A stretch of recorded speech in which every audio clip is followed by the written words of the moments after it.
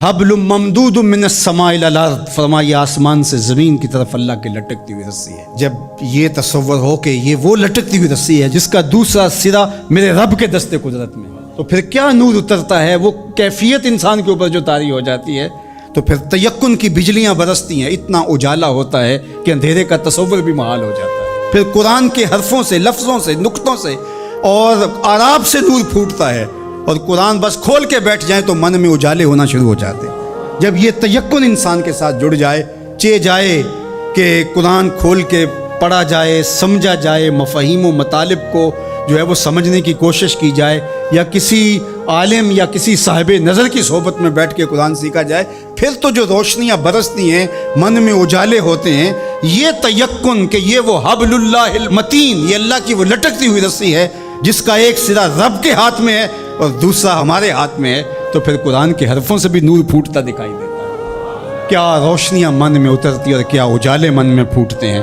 تو فرمایا وَمَنِ ابْتَغَى الْهُدَى فِي غَيْرِهِ أَضَلَّهُ اللَّهُ وَهُوَ حَبْلُ اللَّهِ الْمَتِينُ، وہ اللہ کی لٹکتی ہوئی رسی ہے۔ وَهُوَ الذِّكْرُ الْحَكِيمُ، اللہ اکبر، یہ حکمت والا ذکر ہے۔ اس سے ضیائیں بھی پھوٹتی ہیں، روشنیاں بھی پھوٹتی ہیں، اور حکمت کے اجالے بھی نکلتے ہیں اس کتاب کے۔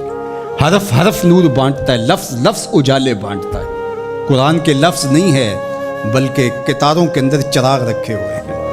اللہ اکبر، اس کی روشنی کے اندر زندگی کی راہیں اجالی جاتی ہیں، اور پھر زندگی کا اسلوب نصیب ہوتا ہے۔ وَهُوَ الصِّرَاطُ الْمُسْتَقِيمُ، اور یہ بالکل سیدھی راہ ہے۔ سیدھی راہ قرآن بتاتا ہے۔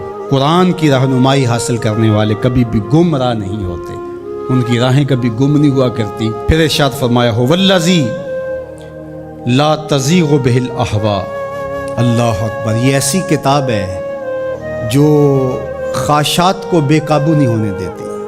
یہ کتنی بڑی بات میرے حضور نے فرمائی۔ انسان اپنی خواہشات کے پیچھے ہی لگ کر کے گمراہ ہوتا ہے۔ بلکہ میں آپ کو ایک اور بات بتاؤں، اور وہ یہ کہ ہر دور کے اسلوب بدلتے ہیں۔ اب خط تو نہیں آتا، اب میسج آتا ہے، دور بدل گیا ہے نا۔ اب اونٹوں کے اوپر تلواروں سے لڑائی تو نہیں، اب تو بٹن دبانا ہے اور میزائل فائر کرنا ہے۔ تو مختلف ادوار کے اسلوب بدل گئے ہیں۔ تو جس طرح چیزیں بدلی ہیں، خط کی جگہ میسج آ گیا، اور جو ہے تیر و تفنگ کی جگہ یہ میزائل سسٹم آ گیا، اسی طرح اب بت لوہے کے، پتھر کے اور لکڑی کے، یہ پیتل کانسی کے بت نہیں رہے، اب خواہشات کے بت رہے، اب اناؤں کے بت بن گئے، آرزوؤں کے بت۔ اللہ نے فرمایا کہ وہ شخص جس نے اپنی خواہشات کو اپنا معبود بنا لیا۔ اب یہ امت لکڑی، کانسی اور مٹی کے بت تو نہیں پوجے گی، یہ خواہشات کے بت ہیں، انا کے بت ہیں، جو امت کو پارا پارا کر دیں گے، جو امت کو تقسیم کر دیں گے۔ میں بڑا ہوں، ہم چما دیگرے نیست، یہ بت ہیں، یہ پرستش ہے۔ لیکن اگر قرآن سے جڑے رہو گے تو تمہارا رب قرآن کی برکت سے تمہیں اس بت کے آگے بھی نہیں جھکنے دے گا۔ قرآن سب سے بہتر تزکیے کا اسلوب اور انداز ہے۔ اللہ اکبر، اس لیے فرمایا کہ جب تزکیہ ہوتا رہے گا تو پھر نفس میں آوارگی نہیں آئے گی۔ اس لیے قرآن کی روزانہ کی بنیاد پہ جو تلاوت ہے وہ انسان کی زندگی کے اندر نظم پیدا کرتی ہے۔ اللہ نے چاہا تو آئندہ کچھ برس کے اندر جمعۃ المبارک کے خطبے کے دوران ہی انشاءاللہ قرآن مجید ترتیب سے ہم شروع کر کے کوشش کریں گے کہ جو ہے وہ والناس تک اس کی ضروری توضیحات اور تفسیرات جو ہے وہ آپ کے سامنے رکھی جائیں، اور یہ قرآن مجید کی کلاس کی شکل اجتماع جمعہ اختیار کر گیا ہے۔ اور کچھ ایسے لوگ بھی ہیں جن کی فیملیز بھی ساتھ آتی ہیں، اور اوپر خواتین بھی اس طرح موجود ہوتی ہیں، تو میرے ذہن میں آتا ہے کہ جو مکمل فیملیز آئیں گی، بچے بھی آئیں گے،